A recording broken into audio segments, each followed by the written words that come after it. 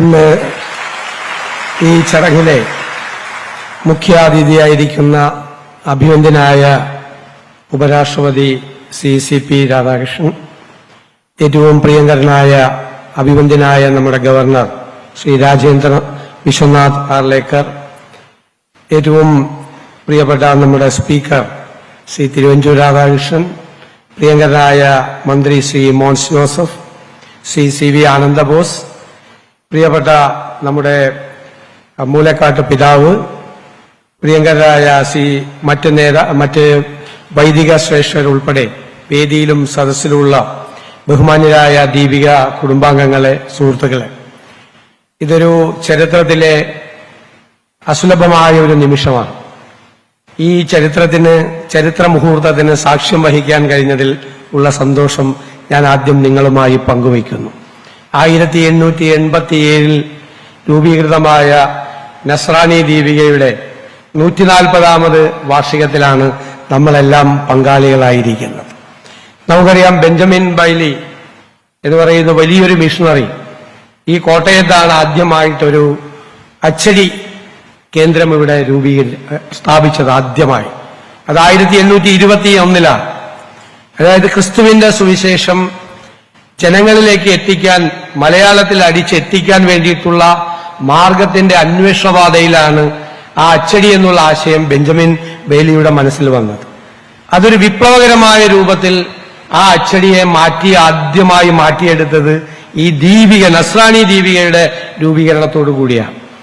യഥാർത്ഥത്തിൽ ചവറ കുര്യാക്കോസ് ഏലിയാസ് അച്ഛൻ മാന്നാനത്ത് 3ാമത്തെ പ്രസ്, കേരളത്തിലെ 1ാമത്തെ പ്രസ് കോട്ടയത്തും CMS പ്രസ്സും, 2ാമത്തേത് തിരുവനന്തപുരത്തെ സർക്കാർ പ്രസ്സും, 3ാമത്തേത് ചവറ കുര്യാക്കോസ് ഏലിയാസ് അച്ഛന്റെ മാന്നാനത്തെ പ്രസ്സുമാണ്. അവിടെ നിധിരത്ത് മാണിക്ക കത്തനാർ ഉൾപ്പെടെയുള്ള ആളുകളുടെ സഹായത്തോടു കൂടിയാണ് ഈ ദീപിക, നസ്രാനി ദീപിക ആരംഭിക്കുന്നത്. നസ്രാനി ദീപികയുടെ ആദ്യ മുഖപ്രസംഗത്തിൽ ഒരു മനോഹരമായ വാചകമുണ്ട്: രാജമന്ദിരങ്ങളിലും മന്ത്രിസത്തമന്മാരുടെ സഭകളിലും തർക്കപരിഹാര കേന്ദ്രങ്ങളിലും പോയി അനീതിക്കും അക്രമത്തിനും അന്യർക്കെതിരായ പീഡനത്തിനും പാവപ്പെട്ടവരുടെ ആവശ്യങ്ങൾ പറയുന്നതിനും വേണ്ടിയിട്ടാണ് ഈ നസ്രാനി ദീപികയുടെ ലക്ഷ്യമെന്നാണ്. ആ ലക്ഷ്യം 140 വർഷം കഴിഞ്ഞിട്ടും ദീപിക ഇപ്പോഴും ഭംഗിയായി നിർവഹിക്കുന്നു എന്നുള്ളതാണ് നമ്മളെ വിസ്മയഭരിതരാക്കുന്നത്. ഇന്നും നാട്ടിലെ ന്യൂനപക്ഷങ്ങൾക്ക് വേണ്ടി, കർഷക സമൂഹത്തിന് വേണ്ടി, സാധാരണക്കാരന് വേണ്ടി അതിമനോഹരമായ മുഖപ്രസംഗങ്ങൾ എഴുതി ശക്തമായ നിലപാടുമായി നിൽക്കുന്ന ഒരു പത്രമാണ് ദീപിക എന്ന് ഞാൻ പ്രത്യേകം പരാമർശിക്കാൻ ആഗ്രഹിക്കുന്നു. ഏറ്റവും ശക്തമായ മുഖപ്രസംഗങ്ങൾ എഴുതി തീർച്ചയായും അവർ നിൽക്കുകയാണ്.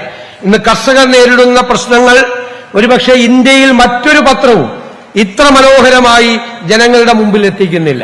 ഞാൻ ഒരു കാര്യം ഉറപ്പു പറയുന്നു: ദീപിക അവരുടെ മുഖപ്രസംഗങ്ങളിലൂടെ എഴുതിയ കർഷകരുടെ സങ്കടവും ദുഃഖവും അവരുടെ പ്രയാസങ്ങളും പരിഹരിക്കാൻ ഞങ്ങളുടെ സർക്കാർ മുൻകൈയെടുക്കും എന്ന് ഞാൻ ഈ അവസരത്തിൽ വാക്ക് നൽകുകയാണ്. സുദീർഘമായ പ്രസംഗം അനൌചിത്യമാണ്. നമ്മുടെ നാട്ടിൽ ഈ പത്രസ്വാതന്ത്ര്യം വളരെ കുറഞ്ഞു വരികയാണ് എന്നാണ് ലോകത്തിലുള്ള സ്റ്റാറ്റിസ്റ്റിക്സ് എല്ലാം നമ്മളെ കാണിക്കുന്നത്. 180 രാജ്യങ്ങളിൽ ഫ്രീഡം ഓഫ് പ്രസിന്റെ കാര്യത്തിൽ ഇന്ത്യക്കുള്ള സ്ഥാനം 157ാമതാണ്. വളരെ പുറകിലാണ് നമ്മൾ നിൽക്കുന്നത്. ജനാധിപത്യത്തിന്റെ മനോഹാരിത എന്ന് പറയുന്നത് അത് എല്ലാവർക്കും അവരുടെ അഭിപ്രായങ്ങൾ പ്രകടിപ്പിക്കാനുള്ള സ്വാതന്ത്ര്യം അവരുടെ പരിമിതിയിൽ നിന്നുകൊണ്ട് നൽകപ്പെടുമ്പോഴാണ്. മാധ്യമ സ്വാതന്ത്ര്യം തീർച്ചയായും നമ്മുടെ നാട്ടിൽ ഉണ്ടാകണം. ഞാനടക്കമുള്ള ഭരണകർത്താക്കൾ വിമർശിക്കപ്പെടണം. വിമർശനത്തിന് അതീതരായി ആരുമില്ല. എല്ലാവരും വിമർശിക്കപ്പെടണം. ശരിയായ രീതിയിൽ അണറ്റിക്കലായി പോകാതെ യഥാർത്ഥത്തിൽ നാടിന്റെ നന്മയ്ക്കും നാടിന്റെ പുരോഗതിക്കും വേണ്ടിയിട്ടുള്ള വിമർശനങ്ങൾ ഉണ്ടാകണം. ആ വിമർശനങ്ങൾ ഉണ്ടാകുമ്പോൾ തെറ്റുതിരുത്താൻ നമ്മൾ തയ്യാറാകണം. ആ തെറ്റുതിരുത്തി മുന്നോട്ട് കൊണ്ടുപോകാനുള്ള ഒരു കറക്റ്റീവ് ഫോഴ്സായി കേരളത്തിലെ മാധ്യമങ്ങൾ മാറട്ടെ. അതിന്റെ മുൻപന്തിയിൽ നമ്മുടെ ദീപിക നിൽക്കട്ടെ എന്ന് ഞാൻ ആശംസിക്കുന്നു. ദീപികയ്ക്ക് നേതൃത്വം കൊടുക്കുന്ന എല്ലാവരെയും ഞാൻ പ്രത്യേകമായി അഭിനന്ദിച്ചുകൊണ്ട് ഞാൻ എന്റെ വാക്കുകൾ ചുരുക്കും.